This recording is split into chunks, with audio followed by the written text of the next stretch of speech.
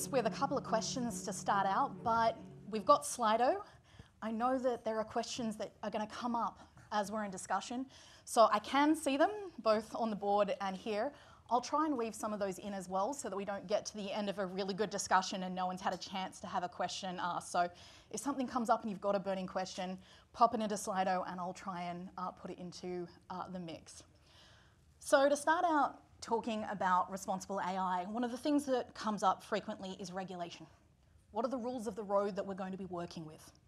And so at one end, there's a perspective that we're in the Wild West, the digital Wild West, where technology is far outpacing regulation. The advancement is again, beyond the intent of original regulation. At the other end of the spectrum is, well, poor regulation rolled out reactively tends to stifle innovation and the speed of innovation in a time where we're after competitive advantage. We're working in a global sphere where that regulation might not necessarily be fit for an international realm. So I wanted to kind of open it up for, that's a very large remit for discussion in thinking about what happens if we don't regulate AI effectively? What are the harms that we might be looking at? And are our existing models of regulation and legislation enough? Is there a change needed because what we're able to do and what is looking like it's in our near future and how this will be employed, not just the technology, but how it's employed, is not currently covered sufficiently. So what's the risk with under-regulation or not regulated, unregulated, and what's the opportunity? Ed, did you want to start off by any chance? Yeah, sure. And it's great to be here. Maybe I'll start with two terrible confessions. The first is I'm a lawyer. I was a human first, but I am a lawyer. And so there is a kind of a natural tendency among lawyers to be like people with hammers. So you think, well, every problem has a regulatory solution. The second is when I first started this big piece of work in my previous role as Human Rights Commissioner, I started with a hypothesis which turned out to be completely wrong. And the hypothesis was we need a whole heap of new legislation in this area because it's a digital Wild West. When we looked at it more closely, what we came to discover was that in fact there is a vast amount of law that already exists. It feels like a digital Wild West, however, because the law is not being rigorously and effectively applied, right? And that's a very, very different problem than saying that there's just no law at all. So I say this, here's my third mea culpa, as a former regulator, put together all of the major federal regulators, and we all had this terrible kind of confession session as a group, and we said, well, we've kind of dropped the ball. Like if, in the area of responsibility that I had in anti-discrimination law, if it was a human bank manager, obviously not working for CBA, but a human bank manager who was out there just, refusing to give home loans to women, I would have been all over that person, right? There's no question about that. We would have been really, really alive to that problem.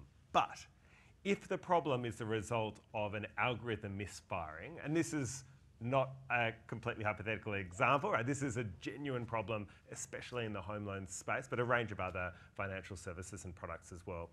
We start to question it. We start to go, oh gosh, does the law apply? Does it really apply? Is this an ethical issue? And I'm here to say the law does apply. It needs to be applied, right? So I'm choosing my grammar quite carefully there. So it is just as unlawful to discriminate against someone using an abacus and just a human making the decisions as it would be using the most sophisticated form of deep neural net or anything in between. The outcomes is what really, really matters. So that's the starting point for me. There are some gaps in the law, I acknowledge that, but the bigger part of it is making sure that the regulatory ecosystem works. To add a little note, surprisingly, over this topic, Ed and myself, we really argue and enjoy discussion over coffee as if it's a life or death matter.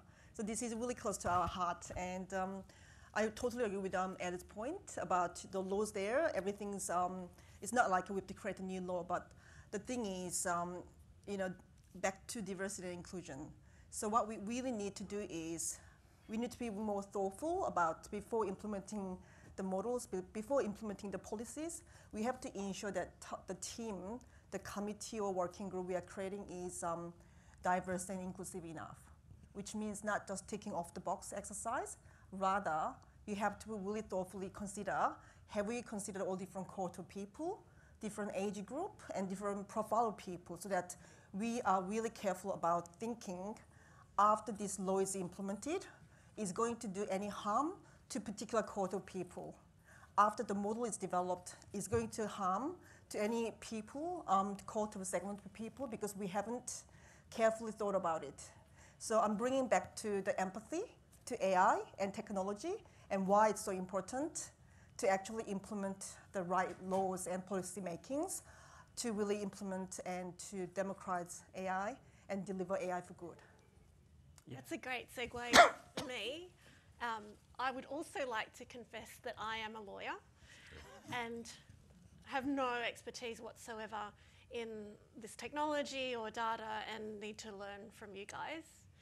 But the reason I'm here today is really to give you one of the best examples of a failure to, one, follow the laws that already exist, but two, provide that higher level human rights and ethical framework to the development and rollout of this kind of technology, especially when you're talking about the most vulnerable people in the community. So for our international audience, I am just going to give a 101 on robo-debt, and I've been brought here today because my organisation gave evidence to the Robo-Debt Royal Commission on Friday, so I've got all of this fresh in my mind. So the government hatched this scheme back in 2014-15 to save money. They would compare data from the tax office about what people had earned over the entire year, averaged that data, and compare that with what people reported as their income fortnight by fortnight. Now, this is as good a comparison as saying that the average rainfall across the entire year for all of Australia tells you how much rain there is on any particular day. You're data scientists. I think you can work out those two data sets do not match. Now, it's been misunderstood as a problem with the algorithm, a problem with technology, a problem with rollout. When we take a step back, what we see is that it was immoral before it was illegal, and that we need to have those human rights and ethical frameworks to help us think about, before we even start designing any of these systems, what is the impact on those most vulnerable, and how do we train our people to be able to develop that technology in a way that's not going to harm them. Yeah, I mean, a great point. And I should say I'm thankful to Ed and Leanne for mentioning that they're lawyers in advance. Normally, as a banker, I've got the highest bar to clear to get the audience on side. At least starting from a level playing field. But it was great to hear those comments. And actually, we talk about these things a lot. And one of the things that kind of struck us as a CommBank when we were thinking about AI and how it was going to become clearly a very important part of the way that we serve our customers is we wanted to make sure that we got ahead of any of the kind of potential problems that might come about, and some of those that are kind of well publicized are around explainability. You know, can you really understand what it is that you're doing? And as a kind of knock-on effect, unintended bias. And so we started to think about kind of some of the control frameworks that we might do, and we wanted to work with regulators and industry bodies and academia to try to think about this problem from multiple different angles. And one of the examples that I remember from very early on is, you know, we're thinking about a set of ethical AI principles, and one of those is around transparency. And there was a consensus at the time. It's like one of the things that we should make absolutely clear is that for any, you know, AI algorithm that we use, we should have absolute transparency. Anybody should be able to request a copy of how you did it, and so you can be very, very clear and transparent about how you've done that. And in principle, I think that makes sense, right? That sounds reasonable to most people. Immediately, we started to think about the practical implications in a use case like fraud, where a logical extension of that would be we would have to publish step by step, almost a manual to fraudsters to say, you know, here's precisely how we're thinking about using AI to keep people safe. Have at it. And so I think the thing that comes home to us more and more, like every single time we have a conversation, and that's why panels like this are so great, is that I know a little bit about the AI technology. I feel a little bit less comfortable about my expertise today while there are some Kaggle grandmasters in the room. But I don't know about the law to anywhere near the extent that these folks do. And perhaps these folks don't know much about kind of vulnerable customer groups and various other different aspects of society that are going to be really fundamentally affected by the way we set policy. And so the most important thing I think we can do is continue to have these types of discussions, keep evolving, and keep challenging ourselves to think about stress test cases around the edges, because the AI is going to evolve and we have to too. I think it's a really nice point, just leveraging off both your points, Leanne and Dan, around that potential not just for a digital divide. We always think of digital divide being have or have not, but actually that grey in the middle, that it can take already disadvantaged groups and exacerbate those trends, accelerate those trends in terms of disadvantage, but also thinking to Robodebt of who it was specifically targeted at and who it was inflicted on, in terms of being, you know, a chance for not just explainable of algorithms and AI and MLDL that we're building, but that chance for education. Is there a really big piece that's needed around education, around application and employment of AI to help us start getting ahead of the curve? When we think of US examples, we've seen Apple Pay with credit limits that are different on gendered basis. We've seen Compass with sentencing, where this is being employed writ large. Facial recognition, so wrongful arrests in Detroit that have occurred based on these technologies. As we start to see more rollout, we've seen facial recognition start to come out in Australia. We're seeing algorithms being employed in our day-to-day. Is there a risk that we have that we're going to see people impacted in different ways and not understand how to counter it? Yeah, it's not a risk, it's a certainty. It's happening right now. So I think your question is really about education. And I guess the starting point, which is good news for people like me, is we don't need to turn all of Australia into PhD level data scientists.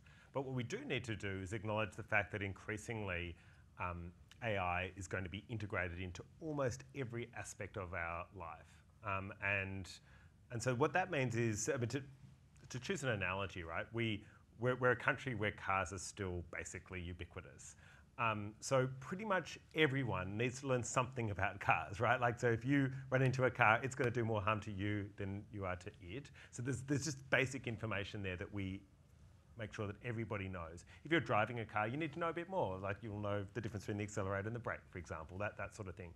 If you're not doing anything more than that, that's all you need to know. It's kind of like data literacy would be the analogy. But if you're going to start using AI in decision making, even if you're not if you're on the strategic side rather than the technical side, you need to go a step further. In fact, it would be completely unprofessional not to, right? Like, you need to understand where some of the weak points are, where you might need to get advice if it goes wrong. And then, like a motor mechanic, if you're actually building the car, if you're building a new technical system, then you need to have a much, much deeper knowledge, and your knowledge must be able to span beyond the technical to understand a bit about the legal, the ethical, and the social implications. So that's quite actually a big task, right? The dirty secret of AI is that it fails far more often than it succeeds, right? In the real world. I'm not talking about in the laboratory, I mean in the real world. And a big problem is people like me, people who are on the strategic side, who think that they're buying magic in a box. They're not. We need to upskill so that we can kind of engage with it more effectively. So the sorts of changes we're talking about to our education system start at school, right? It really does start that fundamentally, but it also means for people who are actually in organisations doing real work in this space, there's an upskilling that's absolutely crucial. Yes, so speaking of upskilling, it seems like I'm piggybacking at this point. So I work with a woman in AI, Deloitte, based in Paris. So we have 140 chapters globally, and I work with APAC region and EMEA, and also US, Mexico, and Canada. So I'm very fortunate to work very closely with the AI for EU consortium, because Women in AI is part of AI for EU. So I learn from the best kind of practice, and also the people really pioneering to the certain extreme. Like, we have to educate the students, youth people from primary school level.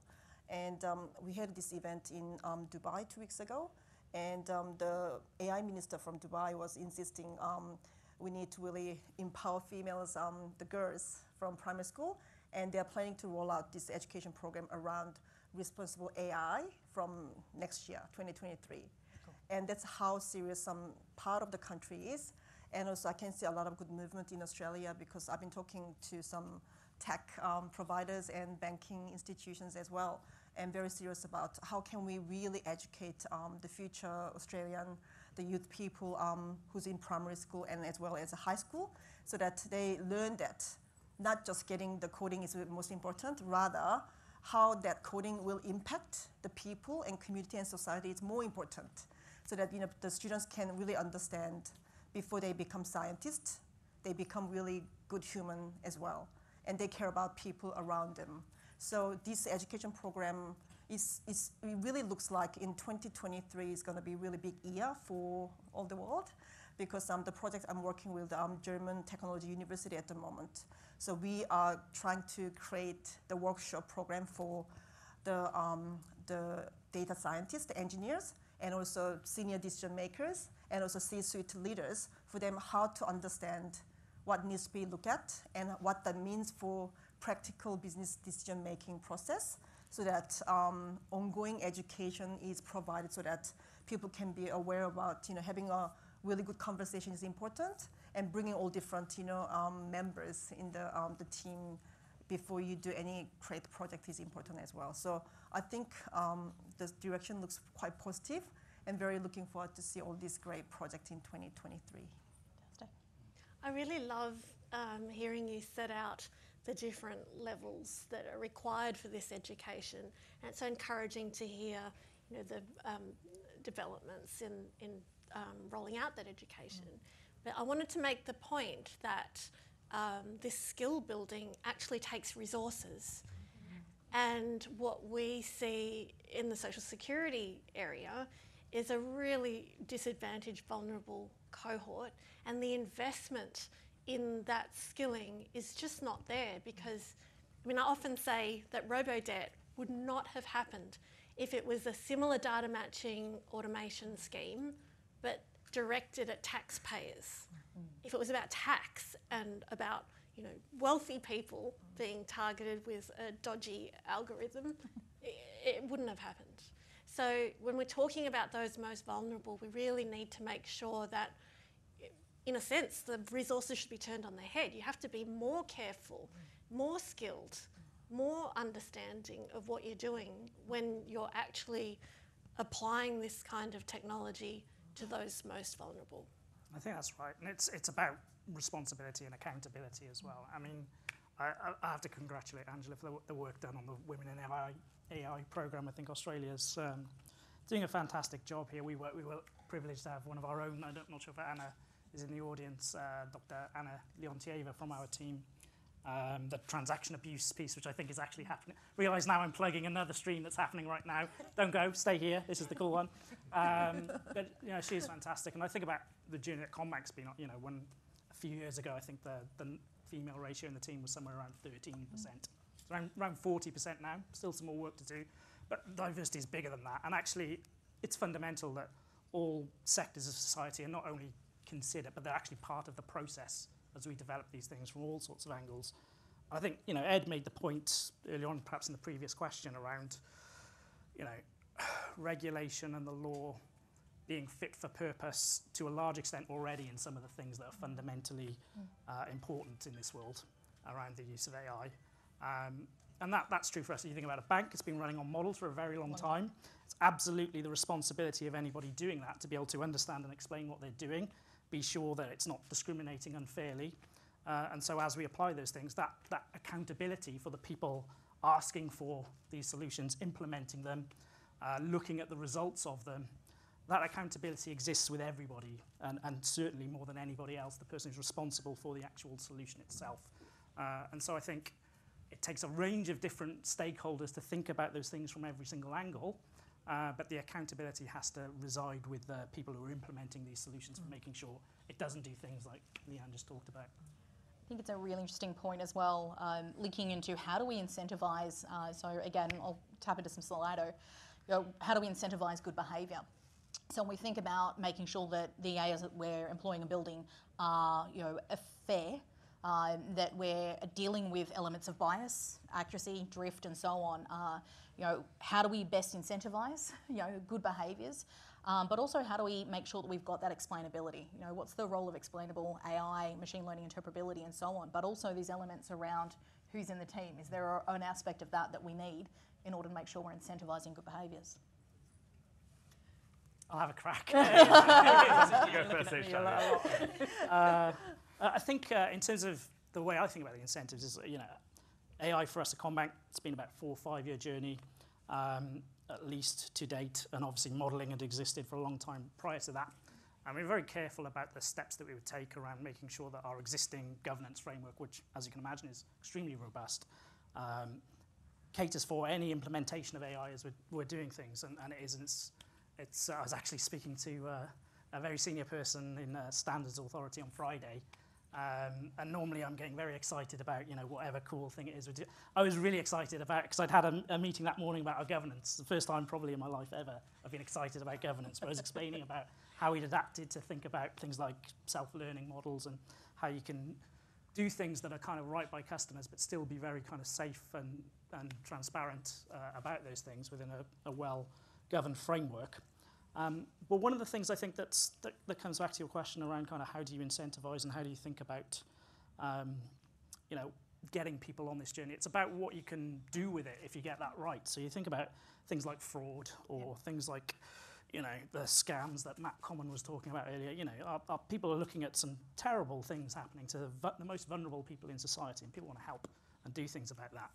And if you have a very good view of how you can make it important to be able to implement AI in a safe, transparent way that everybody is comfortable with, you can achieve so much more for people who really need your help. So for us, it's about unlocking the potential of AI to help. The transaction abuse example that I talked about earlier was an example of AI being implemented to mitigate something that we hadn't even realised was happening previously. And suddenly there's a defence against it, which would have been almost impossible absent of AI. And that's why we have to get the regulation right so that we can be able to implement those things safely. I think I have a slightly different view. I don't disagree with anything you said, but I do think it's really important to acknowledge we're at this crucial turning point moment. So up until now, you could incentivise good behaviour in the development and use of AI really with one lever, which was it's reputationally going to be beneficial. In other words, your position in the market vis-a-vis customers and perhaps to a lesser extent government will be stronger if you can make a really compelling case that you're doing the right thing. So that's still there. But I think 2 other incentive points have perhaps come over the top and are trumping it. The first goes back to the first theme that we talked about, which is regulation. So when I said a moment ago, a whole bunch of regulators, the regulatory ecosystem as a whole was a little bit asleep at the wheel, that is changing really quickly. We're starting to see, even here in Australia, globally significant cases where regulators, plaintiff lawyers and others are starting to take these matters to court. We've seen it with Robodebt. We've seen it with the Trivago case, which is a case that's being cited all around the world. It is really starting to change. Those theoretical risks in terms of the law are now real risks. And then the third one is commercial, right? So to return to that example that I alluded to a moment ago, and this came up in your the run-up to your question about bias and unfairness and discrimination. As a human rights lawyer, I care about that primarily because if you deny someone a home loan on the basis that they're a woman or of their skin colour or their gender or their disability status or whatever it happens to be, that is a human rights violation. And that should be, reason enough to care about it. But it's also important to acknowledge that you've lost a good customer, right? Like if you fail to offer a loan to someone who would be able to pay it back, but you've just got this inbuilt prejudice in your system, then you're making a bad commercial decision. And so that's something where, as we see a new level of maturity in companies using technology, particularly data science, that's something we actually, I think, need to confront more directly. So one of the good examples around how can we really incentivize the business or group of people, the using responsible AI, I think we need to mention about how to bring ESG element with the responsible AI. So I'm kind of pleased to see that, like 2022 this year, we saw so many business really truly interested in how to use AI and data to really promote and to mitigate the risk of ESG, and also to actually meeting all these, the metrics and the right pillars under ESG, the framework. And it's quite interesting how a lot of businesses I've been working with are very interested in how can we really use AI, the element automation, data repository, single traceable data, all these different framework to actually deliver ESG, the framework. Excuse me. The reason being because ESG, a lot of businesses experiencing a lot of the data are outsourced. The reporting is kind of disparate, and they see the need of consolidating and bringing in-house and try to make a single source of truth, because the business is truly really encouraged to embed all these the right ESG metrics in the business making decision process. So operationalize the ESG metrics into business decision making process, so that we can really ensure that in the future the outcome around ESG is delivered from the design stage. So it is like we are talking about the AI, the responsible AI component, meeting with ESG, and how to bring these two areas together, and how to uncover the risk that we can prevent beforehand, and how to encourage the data scientists and engineers to actually work on these very relevant topics of area. I'd like to add to the reputational risk, the legal risk, the commercial risk, and the positive potential.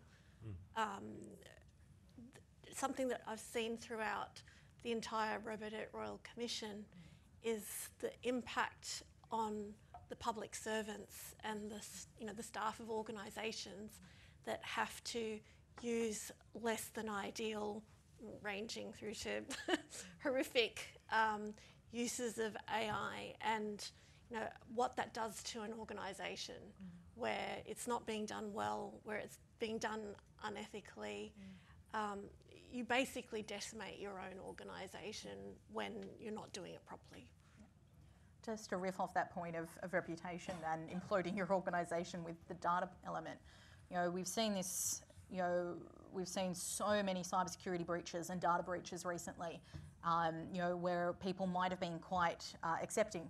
We're hearing lovely accounts of people now not wanting to sign up in a cafe just to give up their data in order to be able to place an order. Is there a risk with social license and privacy, with elements that are not necessarily AI specific, like cybersecurity breaches, that can impact in our space in terms of our thinking? Our thinking around data. There's this lovely line that data is the new oil, and the counter is, well, data's the new asbestos. Looks shiny, you want to put it in everything, but then in the end it actually bites you from the inside over time. Is there a new way of thinking that's required around consent, making sure we actually have effective consent, true consent around data collection, storage, but also disposing of our data? Should there be a lifetime limit on some of the data that we're collecting? I'm interested in a broad range of perspectives on that. I mean, I've got a good example from the social security space, facial recognition technology. On the one hand, with the floods that we've been seeing recently, it's been enabling Services Australia to make emergency payments really quickly. And when we're looking at people like, refugees who don't have their papers, or Aboriginal people who don't have birth certificates, those people who have challenges with proof of identification, it's really helpful.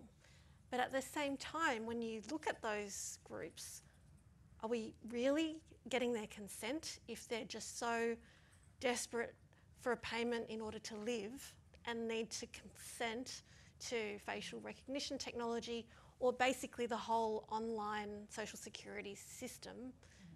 That's not really consent. I mean, so our privacy law was developed primarily 40 years ago in an era that no one really anticipated the technical capacity to harvest people's personal information on this industrial scale that we're seeing now, and then to do stuff with it, right, again, in an extraordinarily quick way using modern computing, machine learning techniques, and so on. And so we've got a problem because, in theory, privacy, by the way, is the only human right which can be turned off simply by this notion of consent. And so, as Leanne has pointed out, if consent is not real, right? Like if it's not free, informed, and prior, then surely, you're engaging in some kind of fiction. And so that's why I do think we need a new settlement here. We don't want to make it so difficult for technology to be used in ways that are beneficial. But equally, we can't continue to accept what is a fiction, which is that when you scroll through thousands of words of legalese and click I consent, that you've actually read and engaged with it, or you've had some kind of meaningful interaction with the organisation. Because of course, if you consent to 99% of it, but there's one really important provision that you disagree with, there's no mechanism to do anything with that. So it's not consent. Whatever it is, it's not consent. It's just accessing the service. And also it's linking back to really, as mentioned before, data and tech literacy program. So of course, it's needed for the knowledge workers within the business, students in the curriculum, but also citizens in the community. So I was really impressed when I attended Berkeley Klein Center, the community data literacy program that ran by Harvard University about a couple of years ago. So literally, the program is run regularly, like in lunchtime, like a lunch and learn for the citizens. And academics is playing really this role to really empower and upskill the citizens. And they're like seniors, and they are learning about the data literacy and tech literacy, so that really empowers them to, when they consent, they know what they're consenting, and they can also guide their grandchildren as well, because all this technology, we are talking about the generation with iPhone, before iPhone and after, iPhone, and it's becoming really not just, technology people's the domain anymore. It's everyone. And the effort is really needed because, the university can play a new role, library can play a new role, and also communities like, a lot of different community can actually run different workshops and the webinars and seminars and try to make it very simple language so that, laymen can understand what that means for them. So it's all needed, and it seems like a lot of good movement is happening. So again, this is quite positive, but still there's a role we can all play in this, area, definitely. Yeah, I'm just thinking of education as well with exams. Are you really able to consent if the alternative is not being able to sit your university exams with information that's actually being filmed, recorded, and analysed? So I think it's a really interesting question of saying, this is actually already here and it's been exacerbated or accelerated by the pandemic.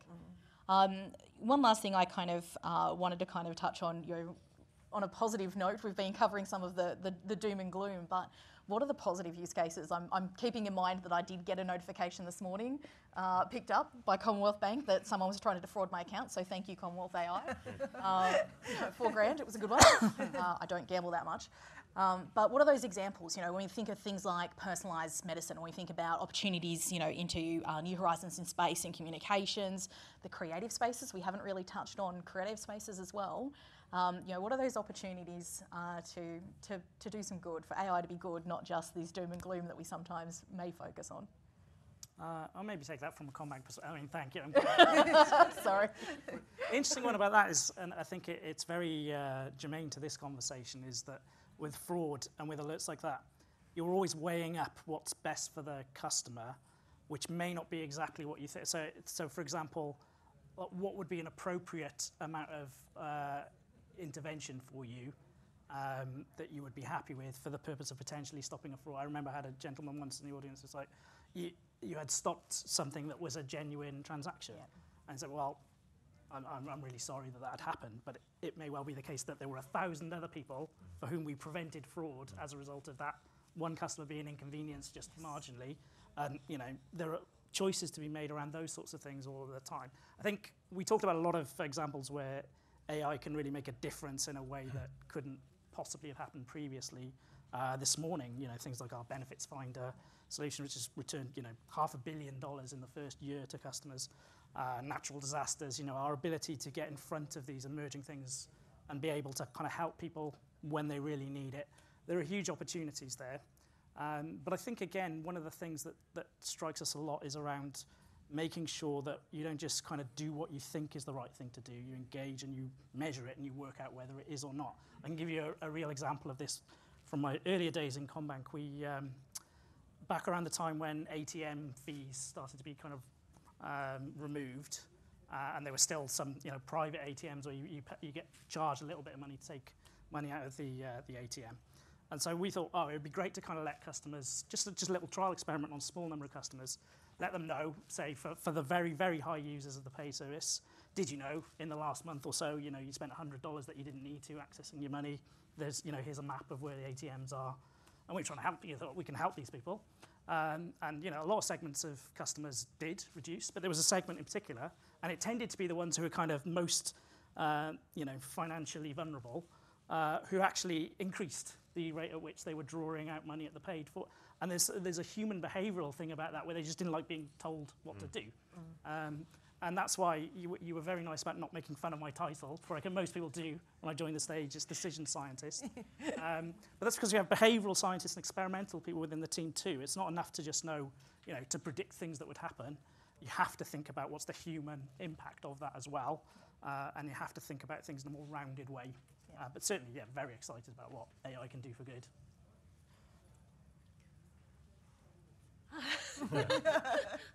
I think every example that I think of, there's a crossroads. Either the AI can be used for good or it can be used for bad, for want of a better terminology. I think with RoboDebt that I want to make sure that I make clear that I think integrity in the social security system, or any place where taxpayers' money is being used, is really important. So, I think AI, when put to good use to work out where there are problems in the social security system, I want that. The problem with RoboDebt was that, the wrong sets of data were being used, that the algorithm wasn't right, that there wasn't sufficient understanding of its impact or disregard for its impact on vulnerable people before it was rolled out. A recent example that we've had is of refugees who, because of a delay in the processing of their temporary visas, from an immigration perspective, were seen as, still having their visa in train, so being eligible for a social security payment.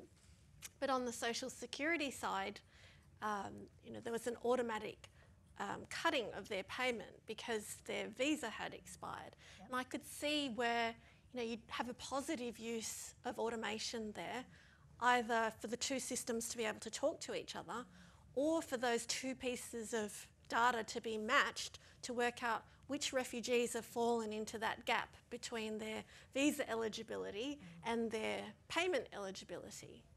And there's a conscious decision, as you say, Dan, to not put resources into automation for that purpose, and instead just let those really vulnerable people languish without payment.